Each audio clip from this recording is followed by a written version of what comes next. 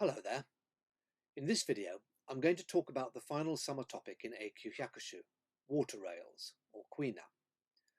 Kuina is a general term for any member of the rail family, but in poetry, the term refers explicitly to the ruddy-breasted crake, hikuina, an image of which you can see here.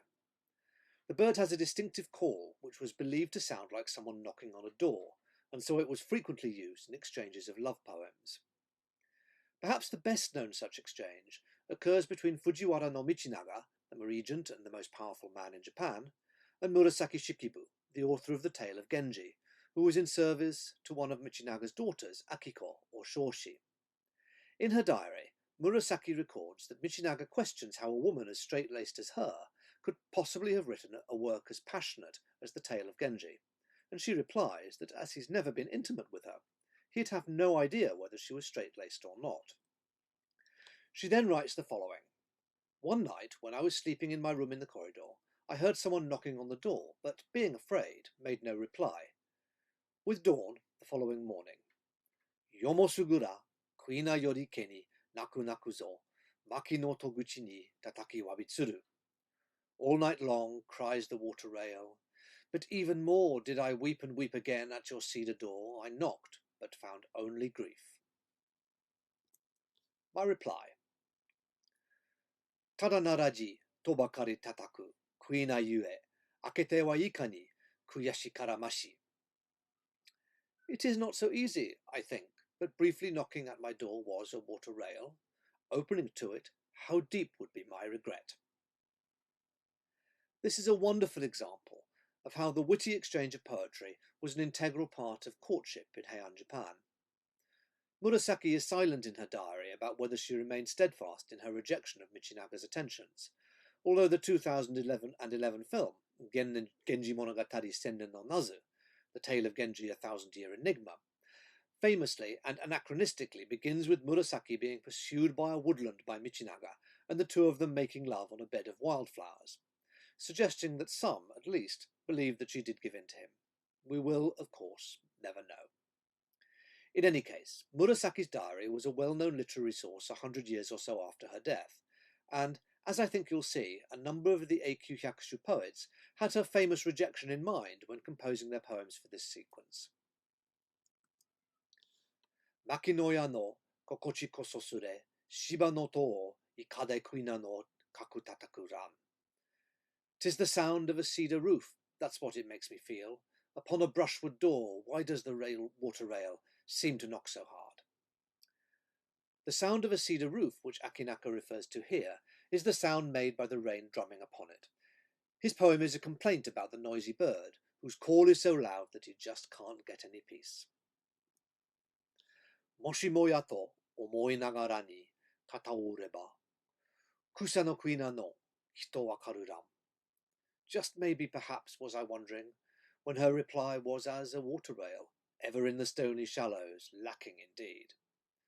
Nakazane's poem uses the association of the water rail with love to create an expression of frustration, as well as engaging in a degree of wordplay around the end of the poem.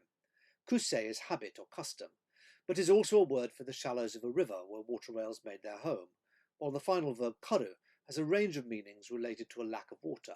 In this case, it's referring to a river drying up, but metaphorically, this is also the withering of the lover's affections and attentions. Kokoro kara Takeda no sato ni fushisomete, iku yo kuina ni bakasarenu ran. For myself alone at the estate at Takeda did I start to lay me down. How many nights was it the water rail did deceive me so? Here we see Toshiyori writing in the voice of a woman, for it was they who waited for a lover to call, at Takeda, a location to the southwest of the capital. She lies herself down to sleep, but on hearing the bird calling, hopes against hope that her man has come, only to be disappointed night after night. Tataku tomo saya wa naru beki shiba no to wa tokikeba yawa no kuina narikeri. A tapping, yet it must be a knocking on my brushwood door I hear, but at midnight 'tis only a water rail. Tadafusa's poem is similar, with his lady excited at a late night knocking on her door. One gets the impression she wasn't particularly expecting a caller, but is happy to have one, but she's disappointed to find out it's just the bird calling. kuina yue akete kuyashiki tsumado kana, Urashima ga kono hako naranaku ni. For a water rail did I open and regret my shutters, though the lad for Urashima's box they were not. Kanemasa, I think, clearly has Murasaki's poem in mind with his mention of regret, but links this with another famous tale, that of Urashima Taro, who visits the palace of the Sea King and falls in love with the Sea King's daughter. After a short stay, he asks to go home for a visit, which she allows, but only on the condition that he take a box with him and never opens it. On returning to land, Urashima is puzzled that he cannot find anyone he knows, and foolishly opens the box, only to find that it contained his youth, and he has been away for decades. It is not as if I lost my youth, says the speaker of Kanemasa's poem, but opening my shutters to find no one there is still enough to make me regret it. Obotsu kana, uwa no soro ni ya, shigiri kemu, izuku tomonaku tataku kuina wa. How strange! Has he to the skies above made a vow? Here and everywhere a knocking is the water rail. Higo returns to the theme of the bird being noisy and annoying. Its cries are so loud, they seem to fill the skies. Natsu no hi no tasokare doke ni obotsu kana tataka kuina no koe bakari shite. When a summer day descends into twilight, how strange it is that a knocking water rail's cry is all I hear. Daishin paints a different scene. It's twilight when a lady might expect an eager lover to present himself at her door, but alas, all she has to keep her company is the birds knocking. That's it for summer. The next video will be on the first autumn topic, lingering heat.